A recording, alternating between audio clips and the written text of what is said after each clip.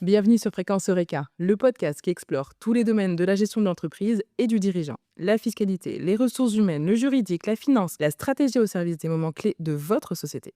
Produit par le groupe Eureka Pluriel, société de conseil, d'expertise comptable, d'audit et d'avocats, présent dans toute la Nouvelle-Aquitaine. Entrepreneurs, dirigeants, passionnés par le domaine des affaires, vous êtes au bon endroit. Les conseils de nos experts et également les témoignages de nos clients vous attendent à chaque épisode. Bonne écoute! Eh bien, bonjour à tous, enfin rebonjour. On va démarrer notre petit webinaire. En termes de déroulement, l'idée c'est que ça dure 1 heure. Voilà. On aura 45 minutes de présentation sur lequel moi-même et Samuel Basset allons intervenir. Et puis ensuite, en 15 minutes pour les questions. Donc, n'hésitez pas à poser vos questions dans le chat. En ce qui concerne, donc les présentateurs, Samuel Couturier, donc je suis associé du groupe Eureka Pluriel. Je suis situé géographiquement au nord puisque je suis à La Rochelle, mais j'interviens, et je suis plutôt référent au niveau des associés sur le passage à la facture électronique. Si vous avez, déjà suivi le webinaire, général qu'on a fait, début février, j'étais l'un des 2 présentateurs avec, Gauthier Boisseau. Voilà, et puis, je connais bien les métiers et le métier du bâtiment puisque je suis issu d'une famille d'artisans. Voilà.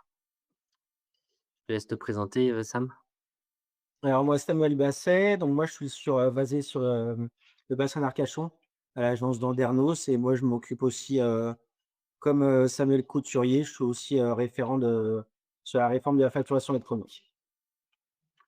Voilà.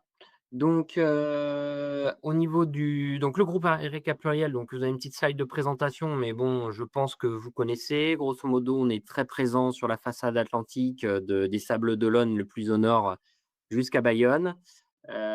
C'est une vingtaine d'agences, 23 associés, 300 collaborateurs, voilà. On intervient sur plusieurs métiers, au niveau de l'expertise comptable et aux alentours, le RH, le juridique, voilà. Au niveau du focus BTP, métier BTP qu'on va faire, durant cette heure où on va être ensemble. Le sommaire, ici présent, se déroule on va dérouler en plusieurs parties. Plutôt une présentation d'abord, générale que je vais faire au niveau de la réforme, pourquoi et comment ça fonctionne. Samuel Basset reprendra la main pour la partie, BTP, et notamment, sur ce qui est très intéressant, les cas d'usage. Et puis ensuite, je finirai, sur la partie, mise en place et accompagnement d'Ereka, et puis on essaiera de répondre à vos questions sur le dernier quart d'heure. Donc n'hésitez pas, je le répète, à poser vos questions dans le chat et on essaiera de vous répondre. Alors peut-être pas à tous parce que s'il y a un nombre important de questions, on n'arrivera peut-être pas à le faire dans les 15 minutes, mais dans tous les cas, on vous enverra le replay et on essaiera aussi de répondre à vos questions comme on avait fait, lors de la première, visio. Alors, pourquoi la réforme? Cette réforme, comme vous le savez, c'est une réforme, qui s'inscrit dans un processus, européen. Plusieurs pays y sont passés, dans certains cas parce que, par force, hein, notamment l'Italie, notamment, pour combattre, la corruption, notamment au niveau de la TVA. Le dernier en date qui est passé, c'est la Belgique. Ils sont passés au 1er janvier 2026, donc c'est tout frais. Ils ont fait une réforme globale et ils ont passé tout le monde en même temps au niveau de la réforme. On verra que nous, je vous le dirai tout à l'heure, mais on verra que nous, ça va se faire en plusieurs étapes. C'est une réforme qui a démarré, ça y est, c'est en route. C'est un petit peu long à se mettre en place, mais ça se met en place puisque on a des retours au niveau de la Belgique. C'est une réforme européenne globalement qui s'applique et qui va être transcrite en France. En ce qui concerne, la réforme, pourquoi cette réforme? Plusieurs raisons. La première, c'est bien sûr, lutter contre la fraude fiscale et notamment en matière de TVA puisqu'on sait qu'on a, des phénomènes de décalage, on a des phénomènes de carrousel, et de fraude à la TVA, l'État veut lutter contre ça. On a également, bien sûr, dans le but de renforcer la compétitivité des entreprises pour, alléger la charge administrative, hein, supprimer le papier, passer en dématérialisation. Et puis enfin, 2 autres points qui sont quand même importants, et qui peuvent être considérés comme des avantages, c'est accroître la capacité de pilotage, hein, puisque du coup, on devrait avoir plus de données en temps réel, hein, et non, 1 fois par mois ou par trimestre au moment de faire la déclaration de TVA. Et le dernier point, c'est bien sûr aussi améliorer les délais de paiement, et notamment, avec des, donneurs d'ordre des fois importants, qui mettent du temps à régler les entreprises en général. Donc voilà le pourquoi de la réforme. Alors comment ça va fonctionner cette réforme? Heu, cette réforme, elle démarre au 1er septembre, 2026, et on va dire, elle sera en pleine croissance et en plein mode de fonctionnement à partir de 2027, au 1er septembre 2027. Donc la majeure partie des entreprises va passer à la facture électronique en 2 phases. Une première phase, qui est la réception des factures, puisque là, toutes les entreprises sont concernées par la réception des factures au 1er septembre 2026, hein. Donc vous devrez être en capacité de recevoir des factures électroniques au 1er septembre 2026. Et la deuxième phase, 1er septembre 2027, où là, vous devrez être en capacité d'émettre des factures électroniques, hein. Vous voyez que les grandes entreprises et les ETI, quand on parle d'ETI, vous le voyez, c'est 1,5 milliard de chiffre d'affaires et 5 000 personnes, en termes de salariés. Donc, bon, c'est pas tout le monde. On va avoir là-dedans principalement, beaucoup d'entreprises vont être concernées, EDF, Orange, voilà, des grosses boîtes. Vous, en termes d'émissions, en grande partie, vous allez être concernés au 1er septembre 2027. Donc voilà. Donc il y a 2 phases, 1er septembre 2026 et la phase la plus importante, 1er septembre 2027. Heu, En ce qui concerne la facture électronique, qu'est-ce qu'une facture électronique? Je le dis tout de suite puisque, je l'entends très régulièrement, un PDF n'est pas une facture électronique. Lorsque vous envoyez une facture à votre client par mail en PDF, ce n'est pas une facture électronique. Une facture électronique, c'est un document numérique qui est émis et transmis de manière sécurisée, hein. On le verra tout à l'heure, notamment par rapport à certains processus et qui permet justement d'optimiser, le processus administratif et d'assurer aussi une conformité fiscale. Assurer une conformité fiscale puisque sur une facture, vous avez un certain nombre, de mentions obligatoires et aujourd'hui, encore un grand nombre de factures partent sans toutes ces mentions obligatoires, pardon. À partir de 2027, lorsque vous allez émettre des factures, vous pourrez plus vous passer des mentions obligatoires. Si vous en avez oublié une, votre facture partira pas. Elle sera retoquée. Heu, En ce qui concerne la facture électronique, hem, il y a, des évolutions et ces évolutions, concernent, sont au nombre de 3. Une facture électronique, ça peut être une facture tout simplement. Donc on réceptionne une facture, c'est ce qu'on appelle le e-invoicing.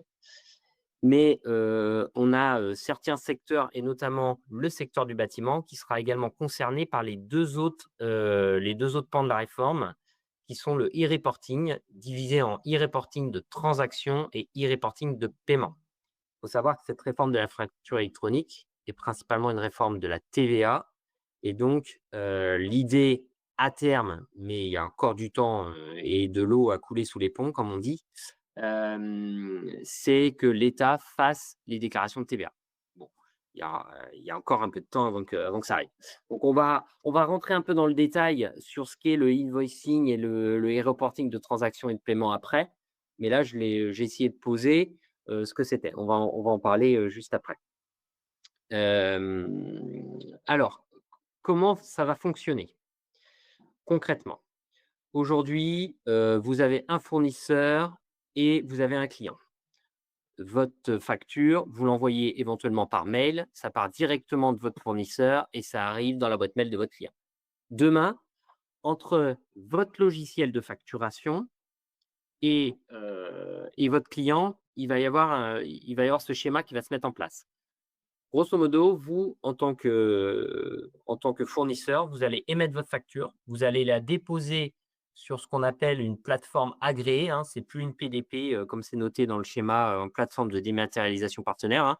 L'État n'a pas encore mis à jour, ces schémas et c'est le plus clair, donc c'est pour ça qu'on l'a noté. Donc vous allez déposer sur une plateforme agréée votre facture. Donc plateforme agréée qui idéalement doit être en lien avec votre logiciel de facturation pour que ça se fasse le plus naturellement possible et le plus automatiquement possible. Puis, votre, client, lui, il aura également une plateforme agréée et donc du coup, vous allez, votre plateforme à vous va l'envoyer vers la plateforme du client et entre temps, l'enverra également vers, l'administration fiscale puisque bien sûr le but, c'est que l'administration fiscale récupère ces données en temps réel.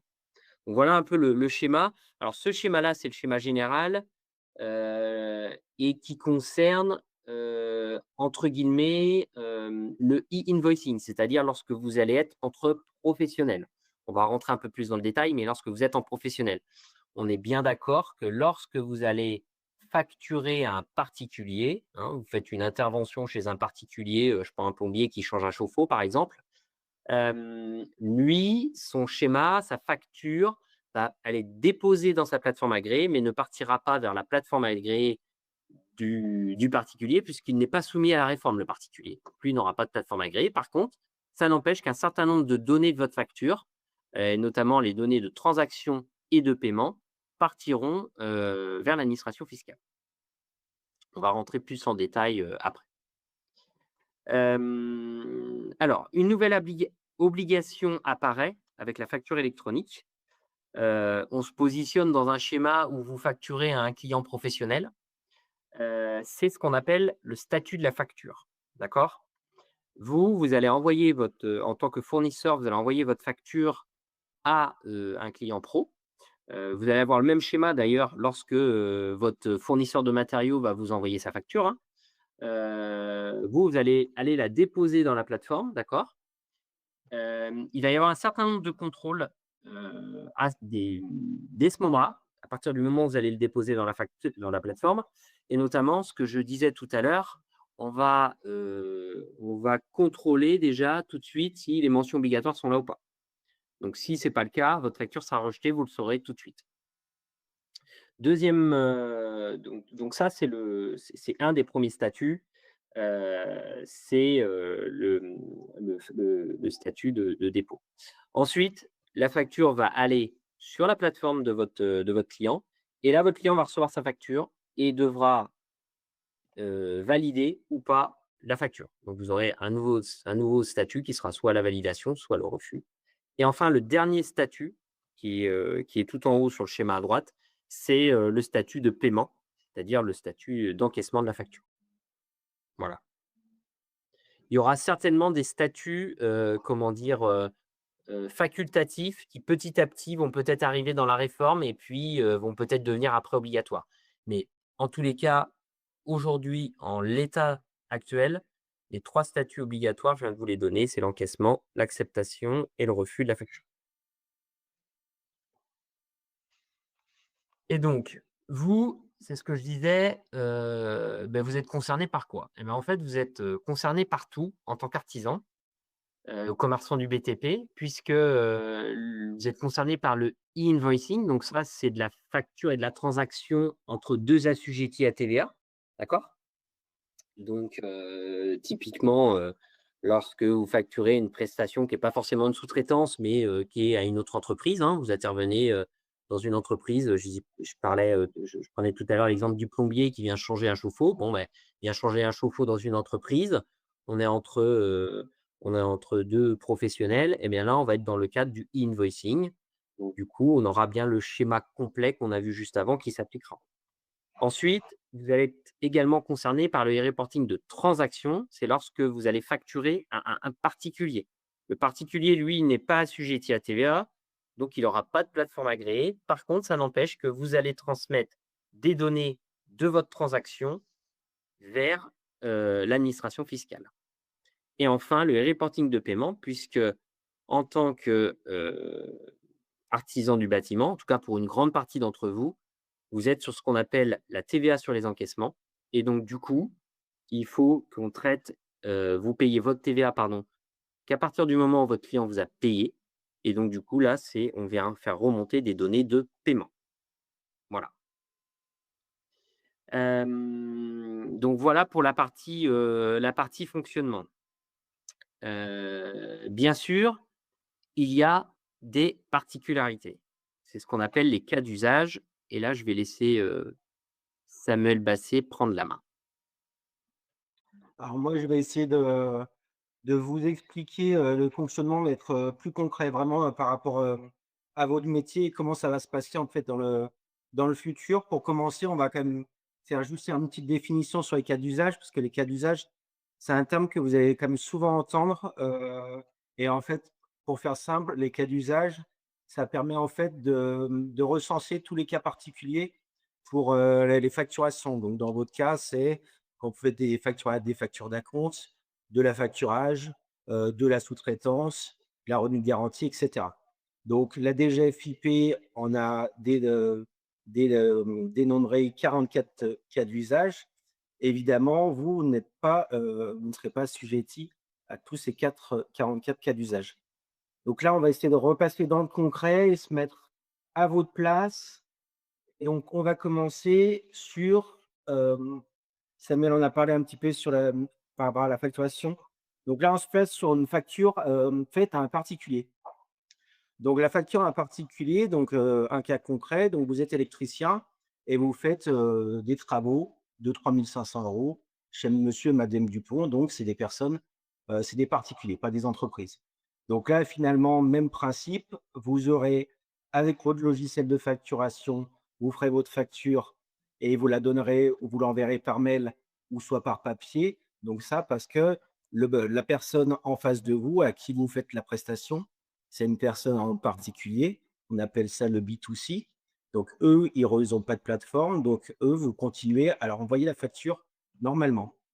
La différence et ce qui va se rajouter avec la réforme de la facturation électronique, c'est que votre logiciel de facturation va devoir finalement ne pas envoyer la facture en elle-même, mais elle va devoir en fait faire le e-reporting de transactions pour dire en fait tout ce que vous aurez perçu comme règlement par rapport à un client particulier. Donc là, par exemple, vous avez fait le règlement, vous avez reçu l'argent, les 3 500 € TTC de monsieur Dupont. On va devoir indiquer finalement que cette facture a été payée et directement via votre logiciel de facturation et la plateforme agréée. Évidemment, il faut que le logiciel de facturation, soit connecté à une plateforme agréée, puisse envoyer l'information en disant que, au cours du mois, vous avez reçu 3 500 € TTC qui se compose en hors taxe, un montant TVA et un montant TTC. Mais là, on n'envoie pas la facture, on envoie juste un montant global par taux de TVA. D'accord? Ventilation par taux. Donc attention, donc si c'est un particulier qui vous donne son SIRET parce que finalement, c'est plus la personne en particulier, c'est un professionnel. Là, finalement, on va passer sur le invoicing. Donc là, c'est une facturation de professionnels. D'accord? Donc ça, c'est le cas facture à un particulier. Donc, vous faites toujours la facture normalement. C'est juste que maintenant, vous allez devoir indiquer que la facture a été payée et vous indiquer le hors taxe, la TVA et le montant TTC perçu au global sur la période. Alors, facture mixte, alors, c'est un cas d'usage qui va être assez, que vous allez voir assez souvent. Donc là, on se passe sur un carreleur. Donc, entre un professionnel et un particulier, c'est le même principe. Où finalement, il y a pour 1 200 € de matériaux et 800 € de main-d'œuvre. Heu, on avait l'habitude ou vous aviez l'habitude sur certaines facturations ou de faire une facturation globale, prestations diverses et vous avez la totalité. Là, vous aurez l'obligation de détailler, heu, les ventes de biens et les ventes de services. Donc, c'est-à-dire que votre logiciel de facturation va devoir bien distinguer les ventes de biens et la catégorie service, donc la prestation de service. tout en distinguant, pareil, le taux de TVA, et cetera. D'accord? Et donc ça, c'est les cas d'usage mixtes. Et en fait, la facture, le point 3, donc la facture est transmise via votre PA. Donc elle est reçue par le professionnel, comme disait Samuel. Le professionnel, finalement, il va l'accepter ou la refuser s'il y a un litige ou s'il y a un problème. Et voilà. Et quand votre client aura payé la facture, le professionnel, donc là, lorsque la facture est payée par votre client, vous devez mettre le statut encaissé et ce statut va être envoyé directement à l'administration fiscale. Et ça, c'est le e-reporting de paiement. Donc, vous aurez 2 choses vraiment où ça sera et la facture partira, via la PA à l'autre PA en face de votre fournisseur et aussi vous devrez indiquer que cette facture-là a été payée. Donc ce qu'on a noté, donc une seule ligne travaux tout compris ne sera plus acceptable, c'est-à-dire qu'elle sera refusée. Toujours bien distingué par taux de TVA, donc on ne pourra pas faire un taux global ou quoi que ce soit, bien distingué et donc ça, c'est le cas finalement qui sera le plus impactant, pour votre, activité d'artisan. Donc là, petite précision, Sam, du coup, sur le premier cas, on était vraiment avec un particulier, donc vous étiez concerné par le e-reporting de transactions et de paiement. Ici, vous êtes concerné par le e-invoicing et le e-reporting de paiement. Voilà. Hem, on a pris un exemple avec un professionnel, donc on est sur une TVA, à 20. Mais vous pourrez tout à fait être dans le cas avec, une TVA à taux réduit, puisque là, on est parti sur un local pro, on aurait pu être sur un local à usage d'habitation avec une TVA à taux réduit qui aurait pu être acceptable.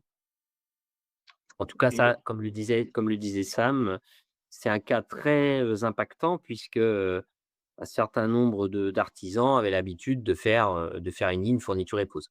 Voilà, pour le voir assez fréquemment, chez nos clients. Donc là, il faudra bien distinguer, lorsque vous êtes sur, par exemple, un remplacement de fenêtre ou une ouverture, en tant que menuisier, bah, bien distinguer, et la pose et la fourniture de matériel. et par rapport à ça, par rapport aux factures, faites à un professionnel, quand il y aura toujours des mentions qui seront, obligatoires, les mentions obligatoires des factures seront bloquantes. Par exemple, quand vous êtes un professionnel, vous serez obligé d'indiquer le numéro intracommunautaire, TVA intracommunautaire et aussi de mettre, la date de livraison, où est-ce que vous avez finalement, effectué, les travaux, où vous avez livré, le matériel.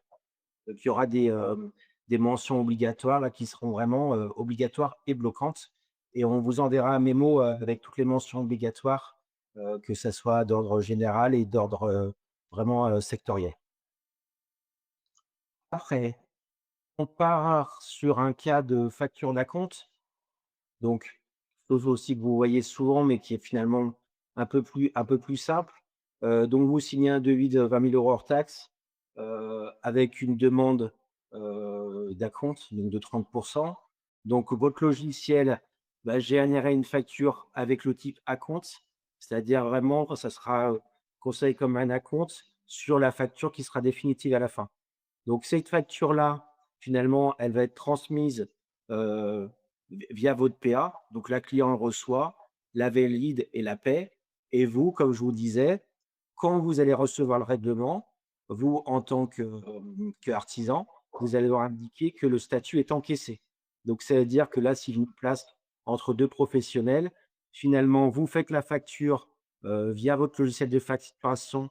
Donc le logiciel de facturation, comme je vous disais, il faut qu'il soit connecté à la plateforme agréée, partira finalement sur la plateforme agréée de votre, fournisseur et finalement, vous aurez quand elle sera payée, vous devrez indiquer le statut encaissé pour qu'en fait, le flux de la facture et le flux, on va dire, de l'encaissement soient transmis aux impôts. Et dernier point, donc la facture de solde finale, donc c'est bien une facture de solde finale qui reprend finalement tous les acomptes que vous aurez déjà, établis à votre client. Donc juste un rappel, donc la TVA est due, dès l'encaissement de l'acompte. On sera obligé d'émettre une facture d'acompte dès que vous recevez, un acompte. Si là, nos clients annulent après un versement, même principe, en fait, on sera obligé évidemment de faire une facture, enfin un avoir sur la facture avec les références et cetera.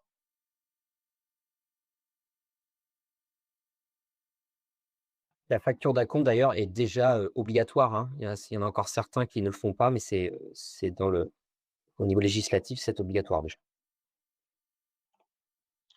Donc, là pour, la situation de travaux, c'est un peu le même principe que pour les acomptes. Mais là on parle finalement avec l'histoire de situation avec le pourcentage. Même principe que les acomptes, ça veut dire que, je fais une facture de situation, où j'indique le numéro de situation, l'avancement par rapport finalement au chantier global et finalement qui reprend, le récapitulatif, le montant cumulatif depuis le début à chaque fois et donc la situation 2 fait référence, à la situation 1 pour vraiment en fait suivre l'étape de votre chantier global. Donc ça sera vraiment important, c'est que votre logiciel, si vous êtes dans des cas de situation de travaux que vous faites, vous aurez, faire petit pro un petit focus sur voir votre logiciel de facturation. Si il permet de faire, le devis, les situations, les soldes, tout ça, connecté à NPA, mais évidemment on et on vous accompagnera sur ce sujet.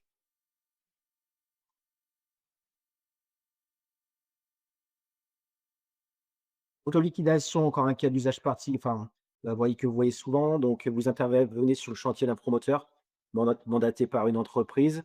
Donc la facture, faut bien la mention sera vraiment importante. Donc la mention de 8 000 € avec la mention d'autoliquidation, ça sera un champ qui sera finalement obligatoire, pour que l'information à la DGFiP, ça soit connu, qu'il n'y ait pas de TVA, que vous allez devoir reverser dessus. Bien penser à ça, parce que sinon ça peut être un risque de litige avec la DGFiP.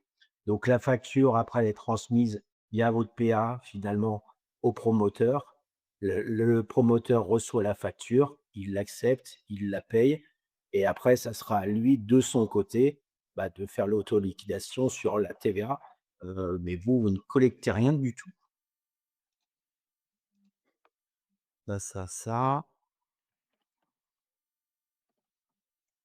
Donc ce que j'ai mis vers la pince, sous-traitance sans mention auto-liquidation, risque de redressement de TVA pour le donneur d'ordre.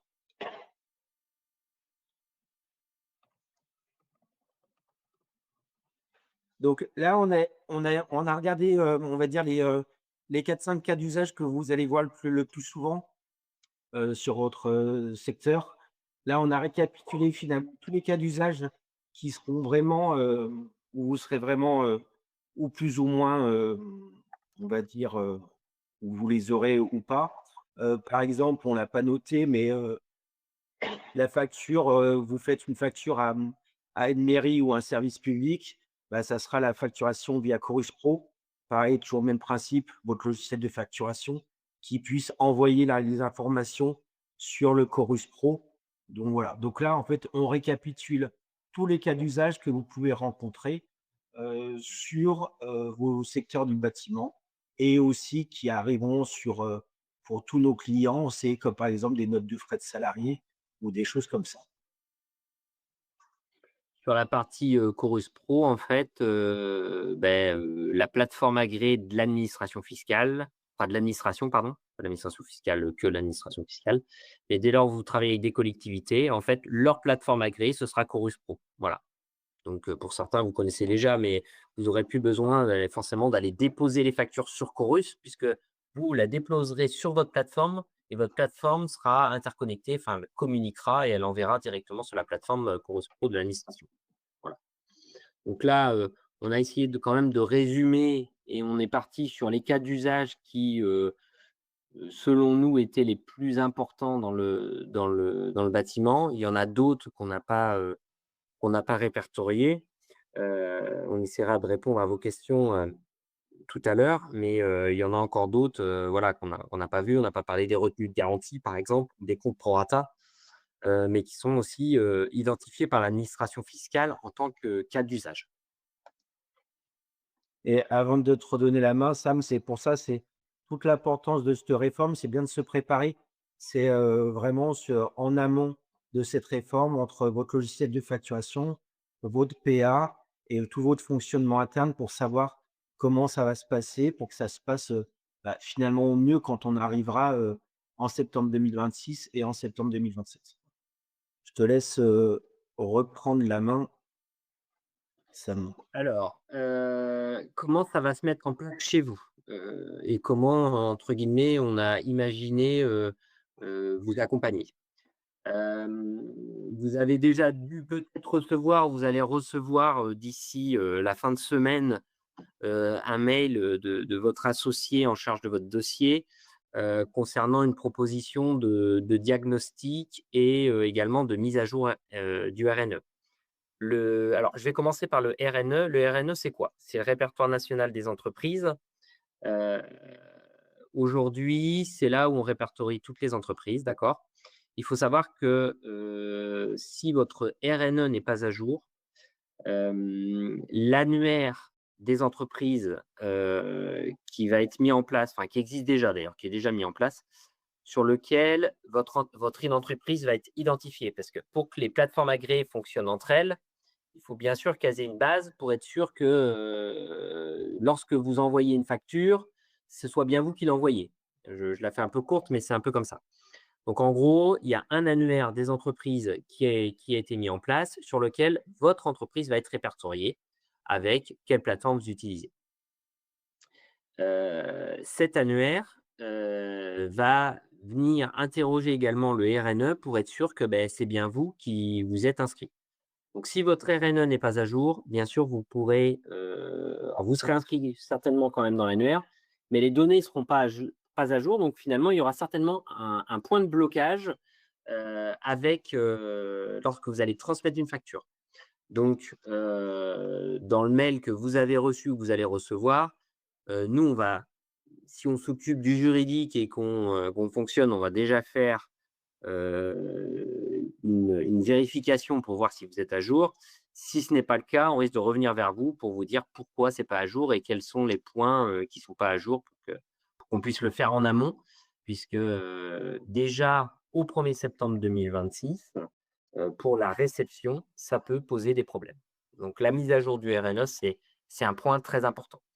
On s'est aussi rendu compte que malheureusement, des fois, Procédure INPI, donc l'organisme, hein, qui gère ça, faisait des mises à jour du RNE sans qu'on ait, rien instauré ou on n'ait rien initié et finalement, on se retrouve avec une base qui est plus à jour alors que, ça vient d'une mise à jour interne de leur service. Donc c'est pour ça que ça peut potentiellement vous arriver.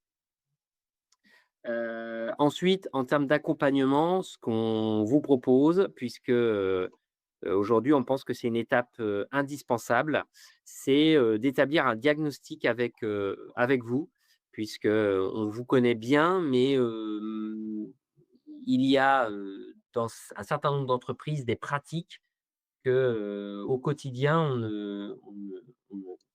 ne connaît pas. On ne sait pas vraiment comment vous fonctionnez tous les jours et donc du coup, ça permettrait de faire ce diagnostic. Ce diagnostic, il a plusieurs,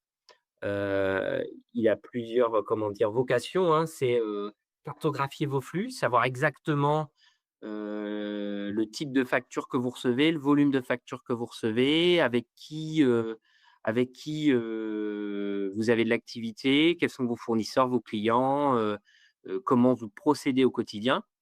Donc ça, c'est la cartographie des flux. Ensuite, c'est analyser aussi vos process et enfin, identifier vos cas d'usage, hein. Donc là, on en a identifié un certain nombre, mais dans chaque entreprise du BTP et dans chaque entreprise en général, on peut avoir des spécificités particulières et des gens qui utilisent ou qui n'utilisent pas certains cas d'usage. Donc l'idée de ce diagnostic, c'est, déjà d'établir donc justement toute cette cartographie et d'identifier vos cas d'usage pour qu'après derrière, on puisse vous accompagner, notamment, et vous donner des pistes sur, les évolutions et l'adaptation de votre système d'information. Puisque, aujourd'hui, vous avez peut-être des pratiques et vous utilisez peut-être des logiciels qui demain ne correspondront plus à vos usages. Donc du coup, l'idée, c'est quand même, de vérifier que ce que vous faites, c'est conforme, et de éventuellement procéder à des ajustements. Être sûr aussi que le logiciel que vous utilisez, il est bon, heu et aussi, il y a quand même quelque part une notion de coût parce que bien sûr, malheureusement, cette réforme, elle ne sera pas gratuite, et donc du coup, c'est de vous accompagner pour essayer de trouver la meilleure solution, la moins onéreuse possible, bien sûr, et puis vous soyez pas embêtés quand, vous allez pouvoir, quand vous allez vouloir aussi facturer, vos clients et quand vous allez recevoir des factures. Il y a une donnée là-dedans qu'on a mis également, c'est aussi, fiabiliser ce qu'on appelle les données tierces. C'est-à-dire qu'aujourd'hui, vous avez un système d'information, vous avez un outil de facturation ou un ERP, selon votre taille d'entreprise. Et donc du coup, il y a un certain nombre de données qu'il va falloir fiabiliser. C'est-à-dire, vous allez peut-être rentrer, un client, lambda avec lequel vous n'avez pas travaillé depuis 3 ans. Le jour où vous allez vouloir retravailler avec lui, potentiellement, il aura déménagé, son numéro de sirène aura changé, et l'adresse sera plus bonne, enfin voilà. Et donc il y aura un certain nombre de données qu'il faudra mettre à jour et vérifier. C'est pour ça qu'on a parlé de fiabilisation de données.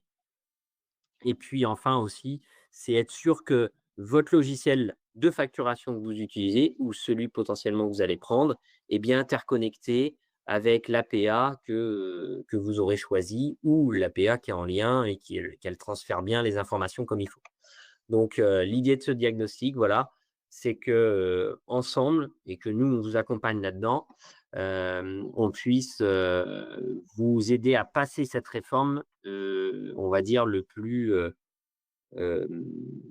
la manière la plus douce possible, en vous accompagnant, dans chaque étape, à savoir, choisir la bonne plateforme agréée, donc bien s'immatriculer, prendre en compte toutes vos caractéristiques, techniques et puis, essayer de trouver, le modèle tarifaire le plus adapté pour pas que vous tombiez dans des tarifs un peu exorbitants, hein. On voit des tarifs qui sont un peu, élevés quand même, hein. On a vu des coûts de plateformes agréées à 2,50 € la facture. On a vu, des devis, d'ERP à 1 000 € par mois. Donc c'est pour ça que, on veut aussi vous aider quand même à passer ce cap. Il y a un point quand même important là dans cette slide qu'on n'a pas trop évoqué pour le moment, qui fait partie, d'ailleurs intégrante de la réforme de la facture électronique, c'est l'archivage. L'archivage à valeur probante, il faut absolument donc ça, c'est dans les prérogatives, hein, la plateforme devra vous le proposer, cet archivage. Et justement, le fait de choisir la bonne plateforme, ça vous permettra aussi, d'aller plus facilement chercher des informations si vous avez besoin puisque tout sera archivé, électroniquement. Et juste en complément par rapport à tout ça, heu, on depuis, alors la réforme de la facturation électronique devait, arriver en 2024, a été, repoussée. Donc ça fait un petit moment qu'on fait de la veille sur, les outils, que ce soit la plateforme agréée ou des outils de facturation à destination des artisans. Donc, on est à même de vous, conseiller sur des outils qui seront, adaptés à vos besoins et vraiment à vos besoins et pas, prendre des logiciels qui seront, démesurés par rapport à ce que vous avez ou qui n'auront pas d'intérêt. C'est ça et en fait, c'est vraiment aussi pour ça qu'on vous propose ce diagnostic. C'est vraiment, pour que vous puissiez, être accompagné dans le choix et que vous fassiez pas confiance, par exemple, à une banque qui va vous proposer une plateforme à créer, mais qui va pas prendre en ligne de compte, finalement, votre système d'information. Donc comment on va vous accompagner? Donc j'en parlais, déjà, donc il y a bien sûr, la réalisation, de ce qu'on a appelé les audits et diagnostics, hein. Donc là, vous avez déjà reçu un mail avec, notamment notre proposition tarifaire. Cette proposition tarifaire, elle se fait, avec une grille tarifaire liée au chiffre d'affaires de l'entreprise, voilà. Puisqu'il y a un peu de temps à passer par le collaborateur, pour déjà, faire un pré-diagnostic, puis ensuite, passer un peu de temps avec vous pour être sûr que ce qu'on a pu indiquer fonctionnait. C'est aussi, l'idée de vous accompagner dans le choix de la plateforme agréée et enfin, également aussi éventuellement faire évoluer vos processus, de ce côté-là et puis on a rajouté aussi, quelque chose qui existe déjà chez Reka et qu'on propose, mais, qui est utilisé par, et qui est quand même utilisé par, certaines entreprises.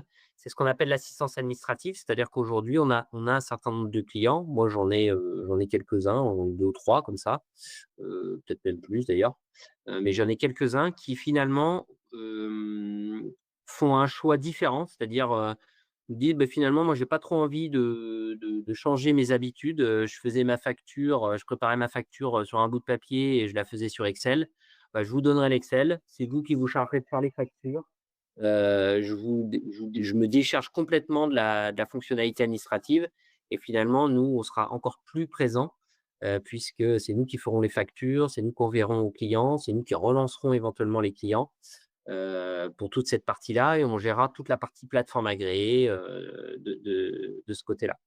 Donc voilà comment on pense, vous accompagner et puis surtout, nous ce qu'on identifie, hein, c'est que, pour finir quand même sur cette réforme, c'est qu'il ne faut pas le voir forcément comme une contrainte, mais plutôt comme une opportunité puisque, vous allez accélérer votre digitalisation, de moins en moins de papier et cetera. Vous allez, vous sécuriser, vos données et l'archivage bien sûr et tout ça va faire que normalement, ça va vous libérer du temps pour, faire, ce qui est le plus important, votre cœur de métier. Voilà, donc il est exactement pour moi 18:45. On avait prévu 45 minutes d'intervention. On a peut-être été un peu rapide sur les cas d'usage. Alors, je vais prendre, quelques questions qui ont été posées dans le chat. Alors, je vais commencer par la première question. Comment le particulier reçoit sa facture in fine? Lorsque vous êtes, justement dans, le cas de l'artisan, tu peux te remettre dessus Sam sur la slide, c'est top.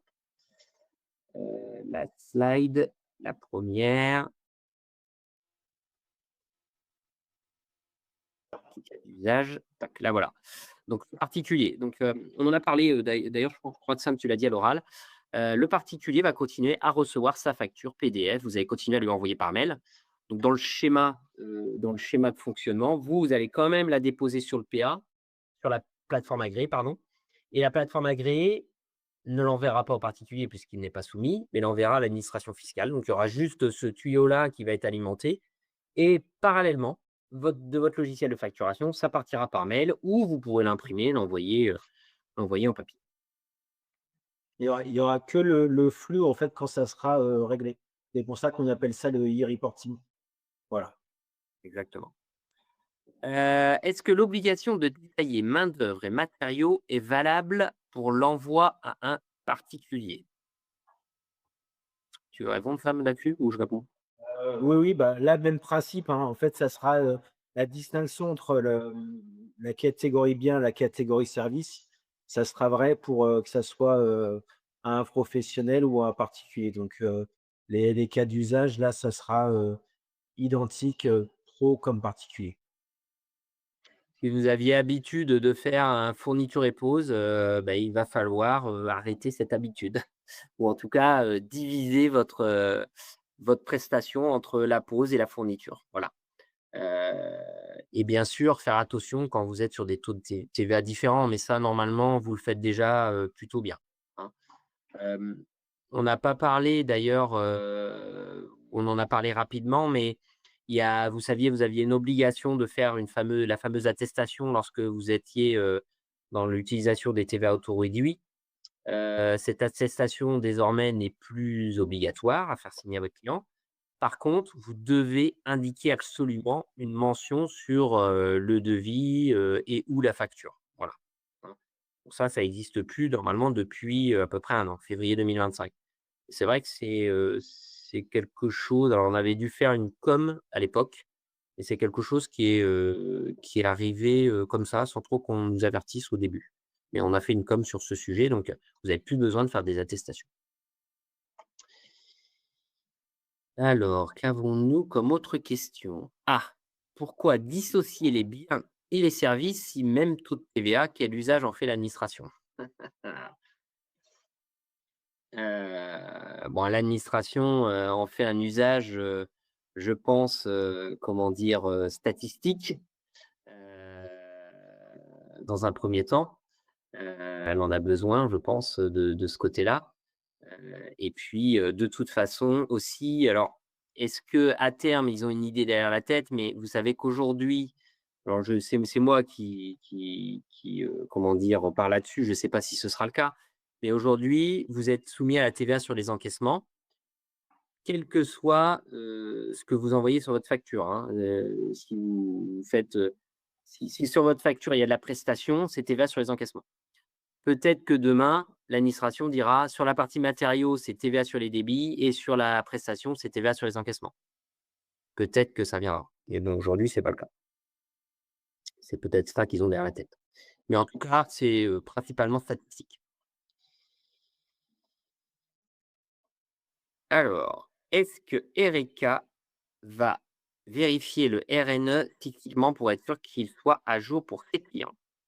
Alors, aujourd'hui, les clients qui utilisent, nos services, notamment juridiques, donc c'est les clients en société principalement, hein, pour ces clients-là, hem, on a une vérification finalement du RNE à chaque fois qu'on envoie vos comptes au greffe et qu'on dépose les comptes sur procédure NP.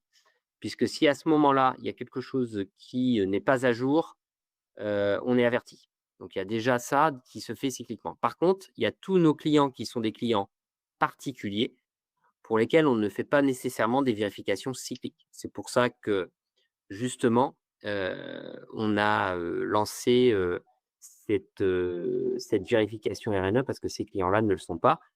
Et puis, on va dire que dans le, comment dire? Dans le fonctionnement, une fois que la réforme va être mise en route, si vous n'êtes pas en jour de RNE, ça va bloquer et donc du coup, on va le savoir assez vite. En fait, on s'est rendu compte sur certains clients, parce qu'on peut pas, vérifier, tous les mois tous nos clients sur, des modifications entre, ce qui est vrai et pas vrai. C'est qu'en fait, depuis, le guichet unique, alors je suis pas juriste ou quoi que ce soit, mais depuis la mise en place du guichet unique, si je ne me trompe pas, en janvier 2025, leur process a été totalement différent et donc il y a des informations en fait qui, pour nous sont justes, mais finalement ne remontent différemment sur, finalement le RNE. Donc on s'était rendu compte qu'il y avait, un établissement qui était fermé alors qu'il aurait pas dû être fermé, des choses particulières. C'est pour ça que on le diagnostic, de et cette vérification de RNE, c'est vraiment pour se conforter sur, la réforme de la facturation électronique et que finalement quand on arrivera en septembre 2026, que les factures que vous allez recevoir de vos, 1ers, fournisseurs, type, énergie, téléphonie, mais ça sera aussi, pour vous en tant qu'artisan, des Leroy Merlin qui risquent d'être, au-dessus des seuils. Leroy Merlin pour un peu des choses comme ça qui risquent d'être, au-dessus des seuils. Finalement votre facture, vous recevez bien votre facture sur votre PA.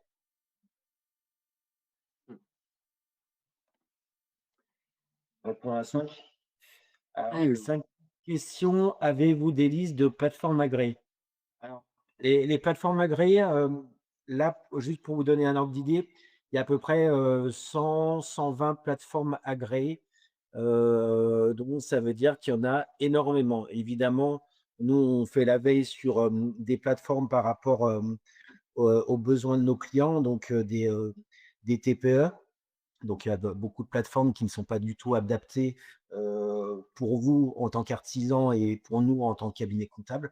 Donc en fait, on a fait de la veille, on en a déjà sélectionné, 4-5 qui couvrent, l'intégralité des besoins de nos clients et en plus des plateformes agréées, comme je vous disais, on fait de la veille sur les, outils de facturation que vous aurez, avoir besoin, dans le futur, pour que vous soyez, conforme pour, septembre 2027. au niveau, au niveau des plateformes agréées,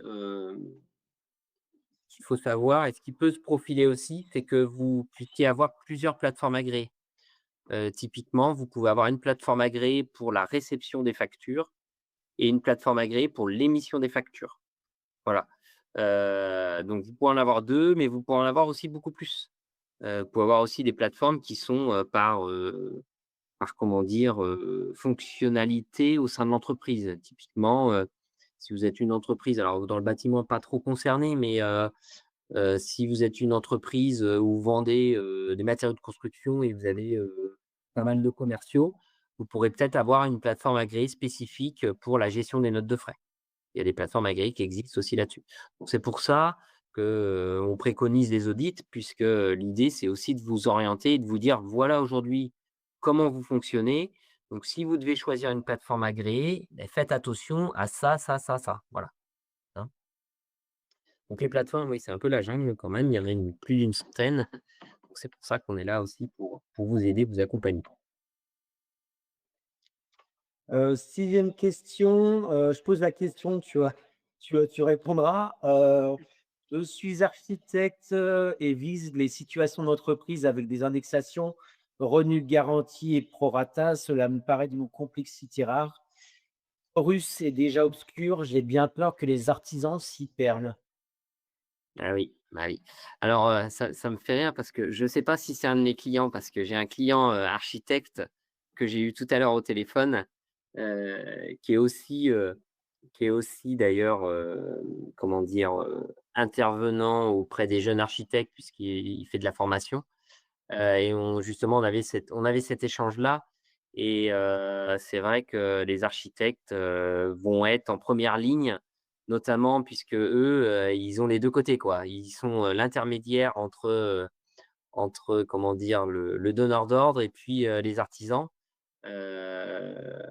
On a des clients, nous, sur La Rochelle qui sont, contractants, comment on dit? Contractants, général, je crois, enfin, c'est pas tout à fait architecte, hein. Ils cherchent des entreprises, pour d'autres clients, mais du coup, oui, oui, ça va être, ça risque d'être un peu compliqué et malheureusement, votre profession risque d'être un peu, là, pour faire un peu de pédagogie auprès des artisans. Et pour ajouter, il y a alors, tout ce que vous avez annoncé, revenu garanti pro rata, c'est des cas d'usage qu'on ne vous a pas, montré, mais c'est un cas d'usage, particulier qu'on pourra, évidemment, vous montrer, vous expliquer, dans le futur. 7e question, quid des auto-entrepreneurs? Alors les auto-entrepreneurs, même principe qu'un artisan qui est en société. En septembre 2026, il aura l'obligation, d'avoir une plateforme agréée pour qu'il puisse recevoir ses factures de ses fournisseurs et en septembre 2027, il aura l'obligation, comme tous les artisans, TVA, pas TVA, SARL, EURL ou quoi que ce soit, en septembre 2027, d'émettre ses factures, via un logiciel, on va dire certifié et qui passera via NPA. Même s'il, il a que des clients, particuliers ou que sais-je, mais ça sera, l'obligation reste la même pour les auto-entrepreneurs. Ouais, parce que l'auto-entrepreneur, il facture pas de TVA puisqu'il ne dépasse pas certains seuils de chiffre d'affaires, mais il reste quand même soumis à la réforme. Alors, Il y a un certain nombre d'auto-entrepreneurs, justement, qui vont être soumis à la réforme et donc c'est vrai que nous, on n'est pas trop sollicités pour le moment parce que, les auto-entrepreneurs, la plupart du temps, sont «sous les radars» entre guillemets, des experts comptables. En fait, ils sollicitent pas les experts comptables, hein, ils en ont pas besoin, ils ont juste à déclarer leur chiffre d'affaires, tous les mois, tous les trimestres selon ce qu'ils ont décidé et donc du coup, ils nous sollicitent très peu mais possiblement qu'avec la réforme, ça pourra venir. et dans tous les cas, enfin les auto-entrepreneurs, on pourra les accompagner, clients ou non, enfin les même des mots clients, on pourra les accompagner sur, la solution du bon outil de facturation et de SAFEA. Alors, il y a une huitième question. Pourrons-nous nous-mêmes vérifier notre RNE? Oui, vous pourrez vérifier vous-même votre RNE, il y a aucun problème. D'ailleurs, je crois de mémoire qu'il y a une communication qui est prévue. Alors c'est vrai qu'en ce moment, on fait pas mal de com. Souvent en début d'année, d'ailleurs, on a pas mal de com entre, vous êtes invité aux galettes en janvier, ensuite on a démarré sur les webinaires facture électronique. On a eu le webinaire aussi loi de finances qui est arrivé un peu tard parce que la loi de finances a été votée tard. Et donc là, on a prévu une communication sur, la partie RNE et dedans justement, on vous explique que vous pouvez faire la vérification vous-même, et comment. Donc, vous inquiétez pas, vous allez être alerté là-dessus. Alors, on continue. Donc, que fait-on de nos tickets de restauration essence? Alors, les tickets de restauration d'essence, quoi que ce soit, donc là, pour l'instant, il n'y a pas de, on va dire, pour faire simple. Alors, pour l'instant, on a beaucoup de clients qui utilisent déjà, un outil, finalement, qui s'appelle Dex pour, déposer ses factures, en ligne avec une application mobile pour prendre en photo. Donc là, en fait, on restera sur le principe de je prends le ticket en photo de restauration essence, c'est-à-dire je reçois un ticket où, je prends en photo, ça arrive sur ma plateforme. Ou sinon, si vous avez finalement, vous demandez une facture finalement, à votre restaurateur ou quoi que ce soit, il pourra faire la facture et la facture normalement, votre, restaurateur pourra l'envoyer directement sur votre PA. Il y avait, alors je vois, il y avait une question on avait une question numéro 11, mais je vais répondre d'abord à une question numéro 12 qui est: «Est-il obligatoire d'avoir un logiciel de facturation?» Oui, c'est obligatoire, mais encore un certain nombre de nos clients continuent à faire des factures Excel, Word et j'en passe. Il y a aussi des logiciels de facturation, gratuits qui sont pas conformes à la réglementation AFNOR et donc c'est obligatoire d'avoir un logiciel de facturation aujourd'hui comme d'avoir un logiciel de caisse. Hem, une question: quel est l'intérêt d'avoir plusieurs plateformes? Ça multiplie les coûts en plus? Non. Alors, multiplier les coûts, je commence par la deuxième question, mais quel est l'intérêt d'avoir plusieurs plateformes? C'est que, hem, les plateformes agréées ont l'obligation de pouvoir s'interconnecter entre elles et de pouvoir communiquer entre elles, d'accord? Donc il y a une centaine de plateformes agréées. Il faut que toutes les plateformes communiquent entre elles. Par contre, les plateformes n'ont pas d'obligation de communiquer avec tous les logiciels de facturation.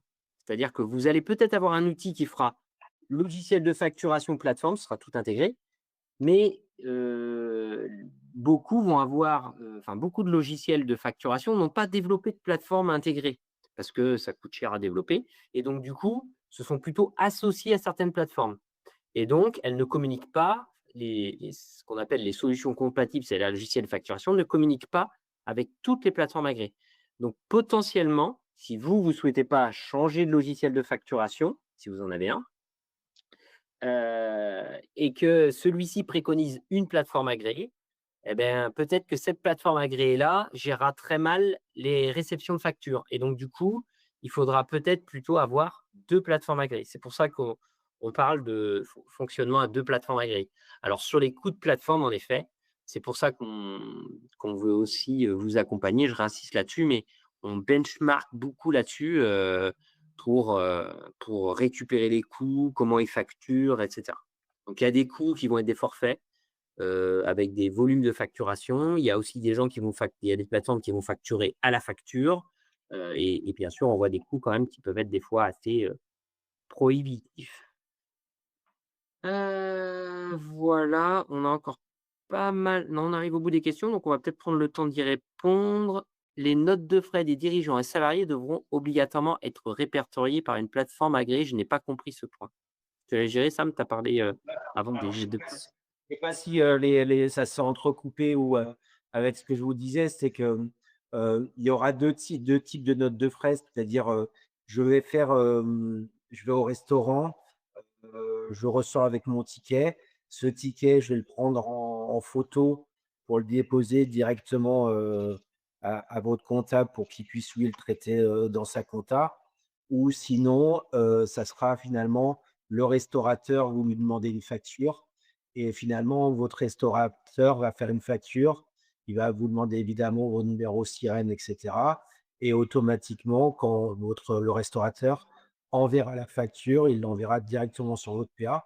Donc finalement, elle arrivera sur votre PA et en fait, le but, c'est que toutes les factures, tous les justificatifs, on parle de la réforme de la facturation électronique. Il y a une grosse partie qui sera, évidemment électronique, les factures finalement, des accès clients que vous avez un peu à gauche, à droite ou des factures que vous recevez par mail, finalement, elles arriveront directement dans votre PA. Donc quand on parle de gain de temps administratif, ça sera, finalement, on va regroupera toutes les factures, d'achat et après il restera toujours les petits tickets, carburant, restauration et cetera, qui sont différents, où là, on va le traiter, on va dire un peu manuellement, puisque pas tout sera électronique. Après, il n'y a pas encore toutes les informations par rapport à ces petits tickets, puisqu'on va dire, au Portugal, ils le gèrent, différemment avec, on va dire un QR code. Ça se fait dans d'autres pays et cetera.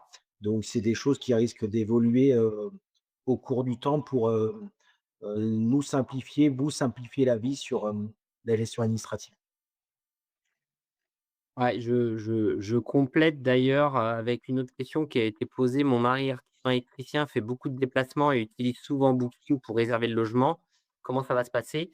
En fait, tous ces sites un peu en ligne vont très certainement, enfin, le font déjà d'ailleurs, hein, pour certains. Je ne sais pas si Booking c'est le cas, mais Amazon par exemple le fait. C'est-à-dire que vous serez obligé d'avoir des comptes pro sur ces sites et en fait, du coup, ils vous isoleront entre, ce qui est un particulier et ce qui est un pro et donc du coup, si vous êtes un pro, beh, vous recevrez une facture, vous l'aurez directement dessus ou vous interconnecterez votre compte pro Booking directement avec votre plateforme agréée ou votre logiciel qui récupérera les informations. Voilà, comment ça risque de se passer. Amazon, par exemple, c'est déjà le cas avec Amazon et Amazon Pro. Vous avez, 2 types de comptes différents. Et on va répondre à cette dernière question et après on vous quittera. Comment vérifier que notre logiciel de facturation est conforme à FNOR? Normalement, dans votre logiciel de facturation, vous pouvez aller chercher le certificat, de conformité. Vous avez une zone où vous devez pouvoir, l'avoir. Si c'est pas le cas, interrogez votre éditeur de logiciel et s'il peut pas vous le fournir, c'est que votre logiciel est pas conforme. Voilà, donc il y a de grandes chances que si votre logiciel est pas conforme, ça va bugger à un moment donné au niveau de la plateforme, au niveau, comment dire, de la réforme. Ou alors, il faudra que vous preniez une plateforme qui puisse transformer, parce qu'il y a potentiellement ça qui allait se passer, mais donc voilà. Et beh, écoutez, on a répondu à un maximum de questions. Si vous en avez d'autres, il ne faudra pas hésiter à nous les reposer et puis, on essaiera, d'y répondre.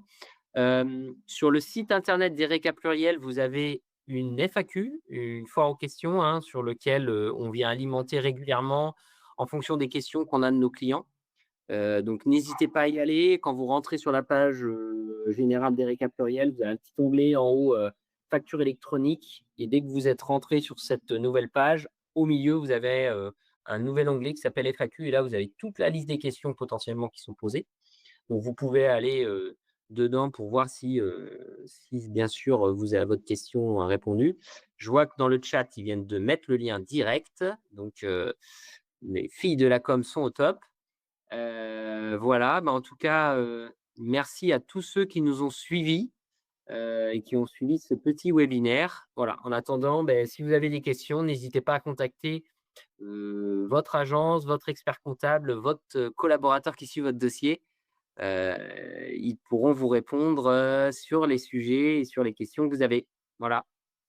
Sam, merci de m'avoir assisté dans cette présentation et puis, Merci. bon courage à tous mes amis artisans.